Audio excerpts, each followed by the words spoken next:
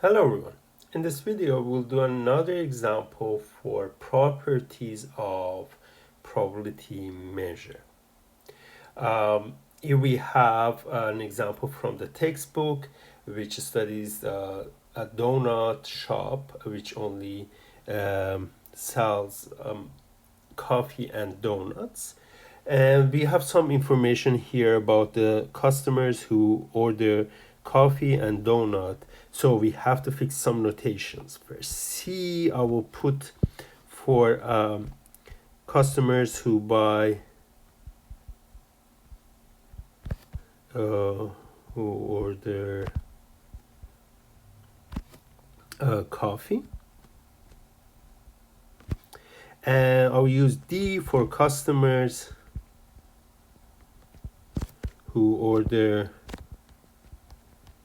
donut. Okay, so and here the information given is that we know what is the probability of customers who order only coffee. Only coffee, you have to note, is not just C. You have to make sure that they order coffee and they do not order donut. So the probability of that is equal to 0.3. And only donut is buying donut and not buying coffee, which is the probability of that is also given, and that is 0.25. There's also another information here given. Every customer makes a purchase. So it means that they buy, since there are only coffee and donuts, that means that the customers who buy coffee, a donut or coffee, this is the set of all customers, all customers. In other words, probability of D union C is probability of all possible outcomes, which is S, and it is equal to 1. Now the question is, what is the probability that a customer buys both of them? So we are looking for probability of ordering coffee and ordering donut. So that is the question that we want to find. Well, seeing the union there and intersection there, it's very tempting that you go for the union formula. Yes, so you go this one, then probability of, well, doesn't matter what order I put, but minus sign is important here. However, when you look at this formula, you notice that, okay, I have the right hand side, left hand side, it is 1, but in the right hand side, I don't have any information for specifically mentioned for the right hand side. However, I have information about C not being and not being in D. So remember this complement, so recall that complement formula, well, not the complement formula, the formula which partitions D into two pieces, the ones which are in C, the ones which are not in C. And similarly, we have probability of C can be partitioned by D, so C intersect with D, probability of C intersect with D complement. Okay, now if I use formula 2 star and 3 star and put them in 1 star, so what we will get here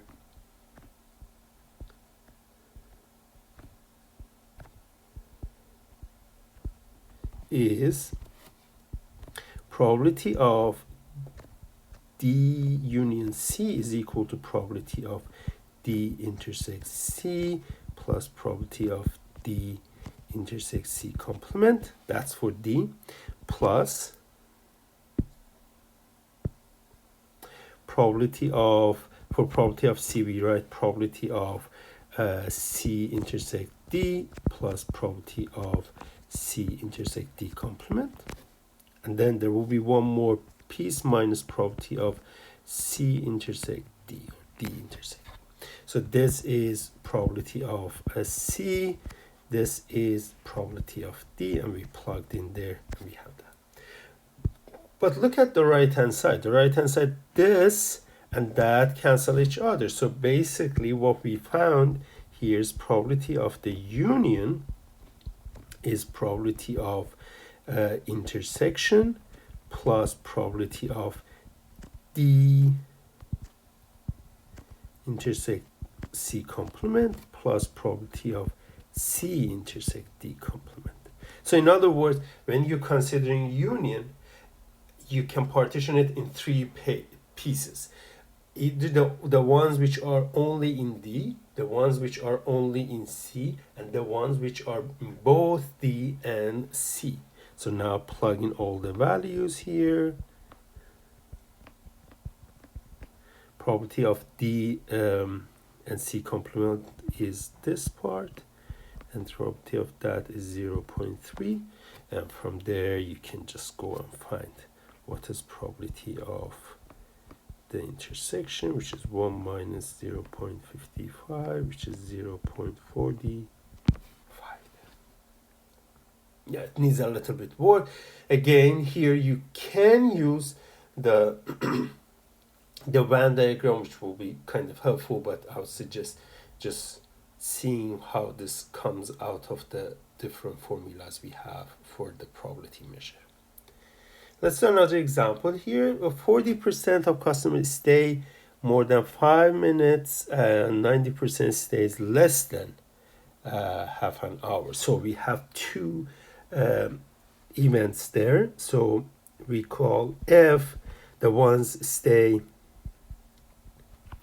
more than 5 minutes, and the ones that stay less than half an hour, we call it by denoted by H. So stay the customers who stay less than 30 minutes. What are given here? The probability of F is 0.4, and probability of H is equal to 0.9. And what are we looking for? We are looking for the probability of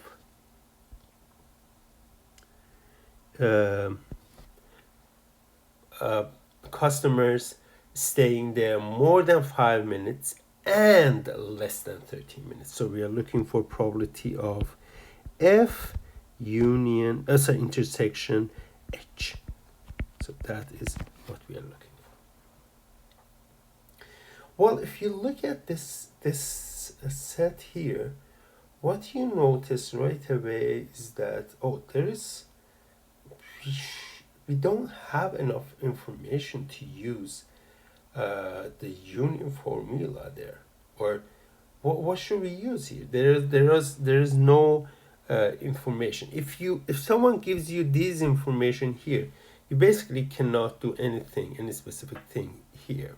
But there is a fact here that we are ignoring, and it is in this wording. Note that if someone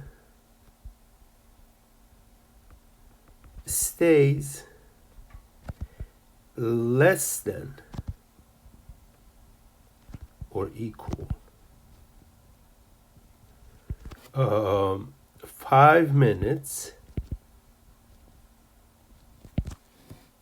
the person has already stayed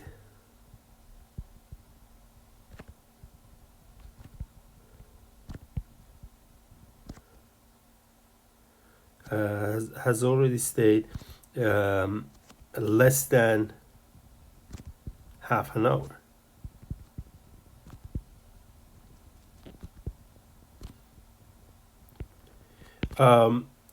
What does this say? This says that, well, staying less than 5 minutes is F complement, because F was staying more than 5.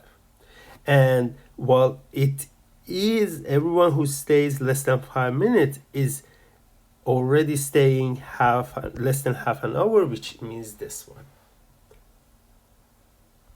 And as a result of that, we see that probability of if you find the union of these two guys, well, if something is inside the other one and you find the union, this will be the bigger set, so it will be H. So with that, now you see that you have union of not F, but F complement with H, and we have probability of F complement, probability of H itself, and probability of, well, I don't know what is the intersection there yet. Okay. And okay, so we can go ahead and plug in these values there. This part, the right hand side, is probability of H. Probability of F is 1 of F complement is 1 minus probability of F, so that is that part, plus probability of H is given, actually it is a 0.9 minus probability of F complement H. Well, this one was as well 0.9. So as you can see here, then probability of F complement intersect H is going to be, well, note that these two cancels here, and then that is 1 minus 0.4, which is 0.6.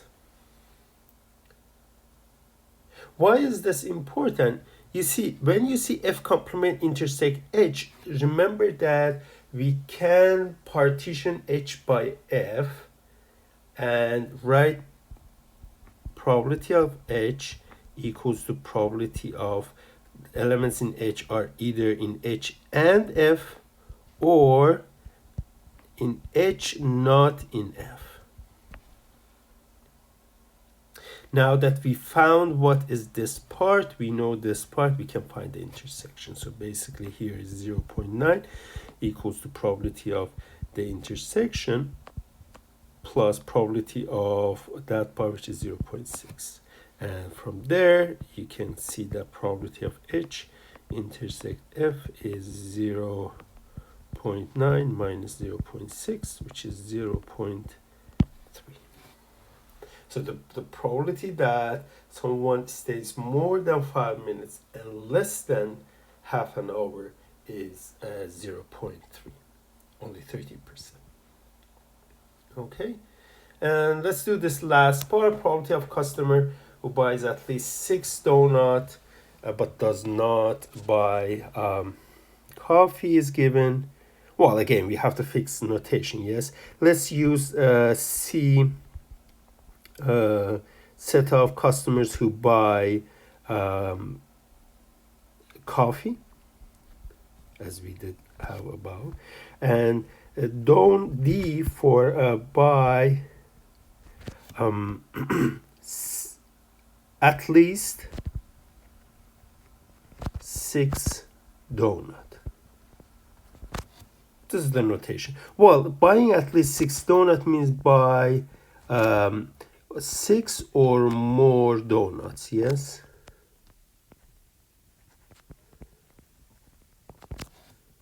Okay. So the information given here is that this is probability of buying 6 donuts, at least 6 donuts, and not buying coffee is 0.15, and probability of buying 6 or more donuts. 6 or more donuts, the same thing as saying at least 6 donuts. And coffee. So 6 or more donuts and coffee is 0.05. When you see these things, right away you should come to your mind that, okay, we are partitioning D into using C. So entry elements of D are either in D and C or in D, not in C. And we have both of the values there, which is 0.05 plus 0.15, and this is 0.20, which is, well, 0.20% will buy